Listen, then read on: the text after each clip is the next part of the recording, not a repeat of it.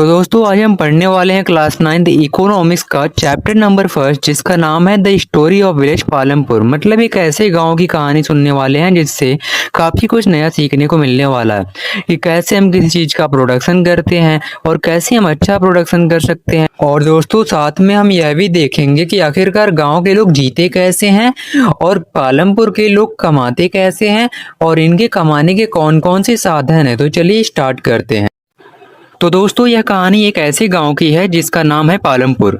पालमपुर गांव में ज़्यादातर लोग एक ही काम करते हैं और वो है फार्मिंग।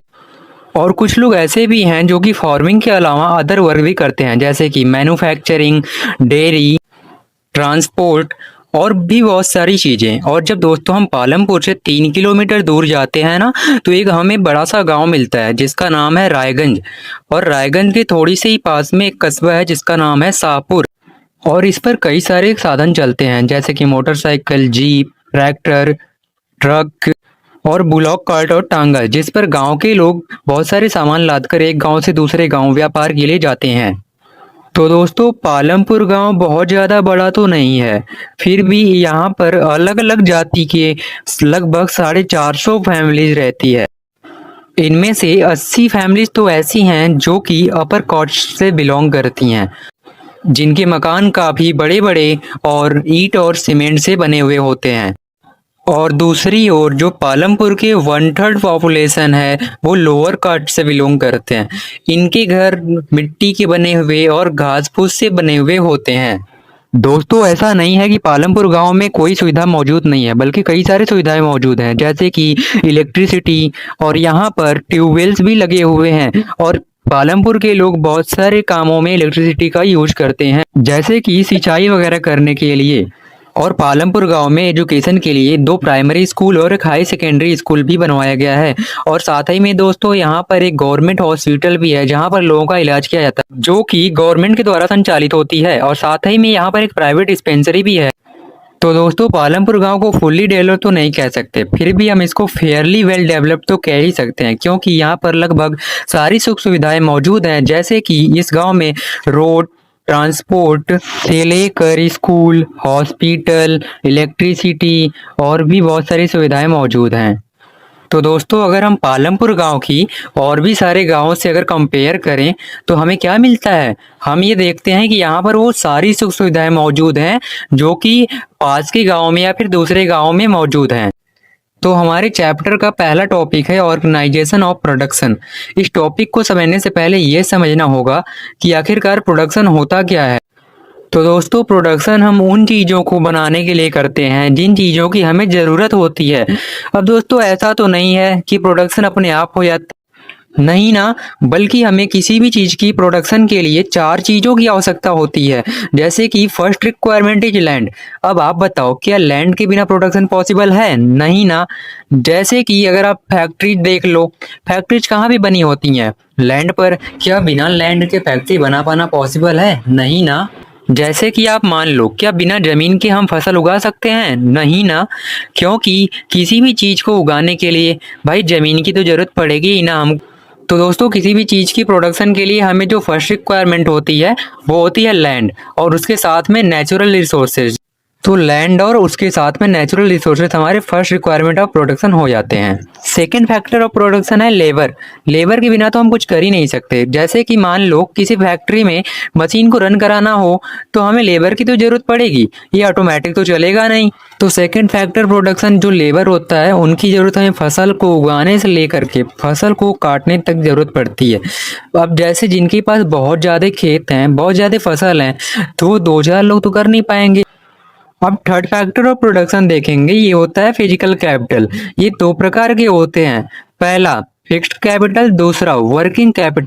तो फिक्स्ड कैपिटल क्या होता है, ध्यान से देखिएगा, जैसे कि मशीन्स, टूल्स, जनरेटर, कंप्यूटर, ये सब क्या है, ये सब फिक्स्ड कैपिटल के अंदर आते हैं। अगर हम एग्जाम्पल की बात करें तो आप मान लो कोई मकान बना है, बिल्डिंग बना है, तो उसे क्या बार बार बनाना पड़ेगा? नहीं ना। तो ये सब क्या है, फिक्स्ड कैपिटल होते हैं। सेकेंड है वर्किंग कैपिटल। अब वर्किंग कैपिटल क्या होता है, जैसे कि रॉ मटेरियल और साथ में मनी। अब आप ही बताओ, क्या सीड्स के बिना खेती हो पाएगी? नहीं ना। तो और सीड्स को लेने के लिए हमें मनी की जरूरत पड़ेगी। तो वर्किंग कैपिटल क्या होता है? रॉ मटेरियल और मनी। अब जो हमारी लास्ट रिक्वायरमेंट होती है वो होती है ह्यूमन कैपिटल। ये क्या होता है? अच्छा, आपने कभी सोचा हो कि अगर आपको मान लो कोई बिजनेस करना है, प्रोडक्शन करना है, तो क्या वो अपने आप हो जाएगा? नहीं, बल्कि कोई ना कोई तो चाहिए बिजनेस को मैनेज करने के लिए, पैसा इन्वेस्ट करने के लिए।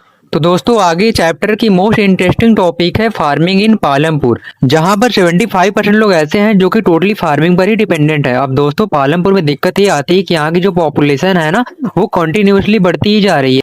तो प्रॉब्लम क्या है कि पालमपुर की कल्टीवेटेड जमीन वो तो फिक्स्ड है। सिंपल शब्दों में समझे, डिमांड ज्यादा है और सप्लाई कम है, क्योंकि लैंड तो उतनी है लेकिन कंज्यूम करने वाले लोग ज्यादा। तो दूसरा, इसके लिए हम क्या कर सकते हैं? पहला तरीका ये है कि लैंड को बढ़ा सकते हैं, क्योंकि जितनी ज्यादा जमीन होगी उतनी ज्यादा फसल की प्रोडक्शन होगी। पर इसमें समस्या ये थी कि लैंड को केवल एक ही तरीके से बढ़ाया जा सकता है, और वह तरीका है दोस्तों, बंजर जमीन को कल्टीवेटेड लैंड में बदल दिया जाए, क्योंकि जितनी ज्यादा जमीन होगी उतनी ज्यादा प्रोडक्शन होगी।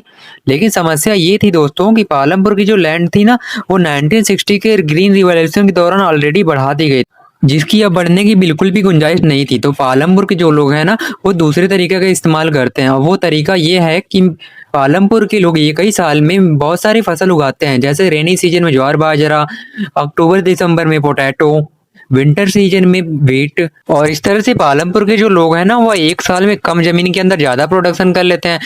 और इस तरह से दोस्तों, एक साल में यदि एक से ज्यादा फसल उगाया जाए तो उसे हम क्या बोलते हैं? Multiple cropping. और इसमें पालमपुर के लोगों को ज्यादा प्रॉब्लम फेस नहीं करनी पड़ती थी। अब दोस्तों, मल्टीपल क्रॉपिंग के अलावा एक और तरीका है जो कि हमारे पालमपुर में प्रोडक्शन को काफी ज्यादा बढ़ा सकता है, तो वह तरीका है मॉडर्न फार्मिंग।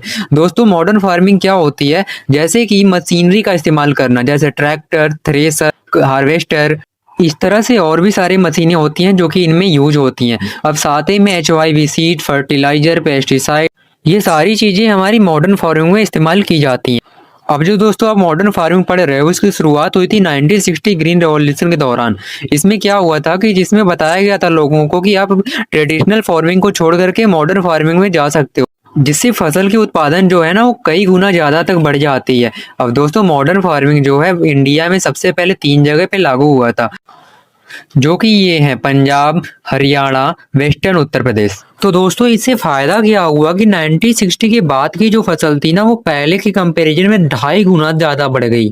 और दोस्तों, ऐसा इसलिए हुआ कि हम मॉडर्न फार्मिंग के अंदर ना HYV सीड्स का इस्तेमाल करते हैं। तो HYV सीड्स क्या होता है? तो ये सीड्स ना ट्रेडिशनल फार्मिंग के कंपैरिजन में काफी ज्यादा उपज देते हैं, जिससे कि हमारी बहुत ज्यादा पैदावार होती है। जैसे कि आप खुद ही देखो, जब पालमपुर के लोग ना नॉर्मल सीड्स का इस्तेमाल करते थे तो उपज जो होती थी 1300 केजी पर हेक्टेयर, और जब पालमपुर के लोग HYV सीड्स का इस्तेमाल करने लगे तो उपज होने लगी 3200 केजी पर हेक्टेयर। तो दोस्तों, आप देख ही सकते हो कितना ज्यादा अंतर है इसमें। मतलब कि हमने देखा मॉडर्न फार्मिंग का यूज करके हम कितना ज्यादा उपज में वृद्धि कर सकते हैं। अब दोस्तों, हम देखने वाले हैं कि पालमपुर गांव की जो लैंड है वो वहां के लोगों में किस तरह से डिस्ट्रीब्यूटेड है। How is land distributed between the farmers of Palampur. दोस्तों, पालमपुर गांव में बहुत सारे लोग ऐसे हैं जिनके पास बिल्कुल भी जमीन नहीं है।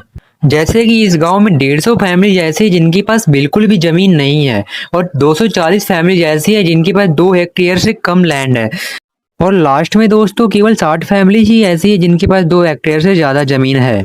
तो आप देख सकते हो यहाँ पे कम लोगों के पास ज्यादा जमीन और ज्यादा लोगों के पास बिल्कुल भी जमीन नहीं है। नेक्स्ट है लेबर। तो दोस्तों, हमें खेती करने के लिए कई सारे लेबर्स की जरूरत पड़ती है।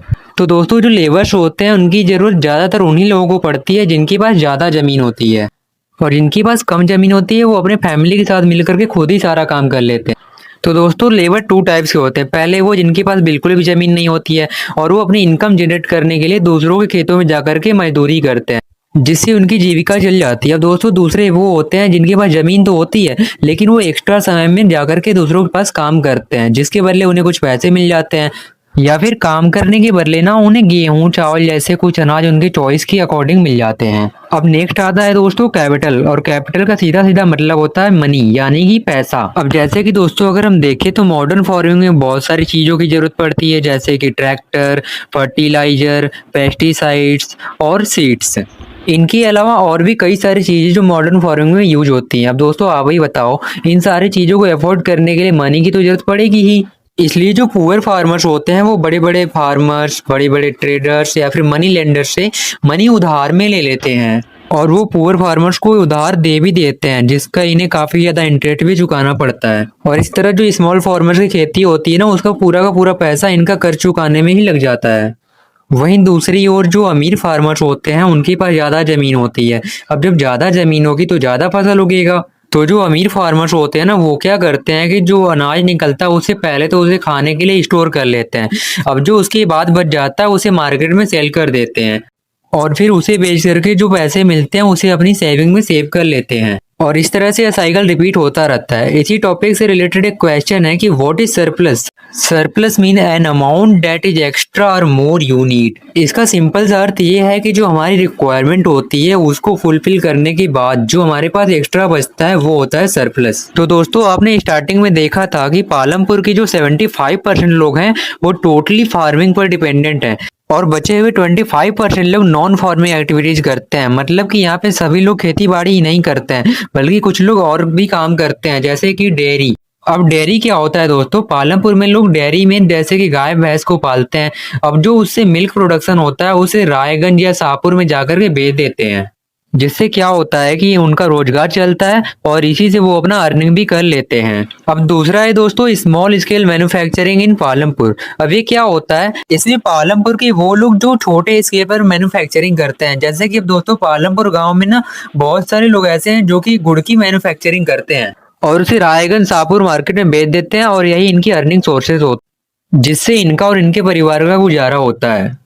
अब तीसरा है दोस्तों शॉपकीपर ऑफ पालमपुर। अब ऐसा नहीं कि पालमपुर के लोगों को कोई भी सामान लेने के लिए गांव से बाहर जाना पड़े या फिर शहर जाना पड़े, बल्कि पालमपुर में जरूरत के सारे सामान मिलने वाले दुकान उपलब्ध हैं और इस तरह से यह भी काफी सारे लोगों का अर्निंग सोर्सेज बन जाता है।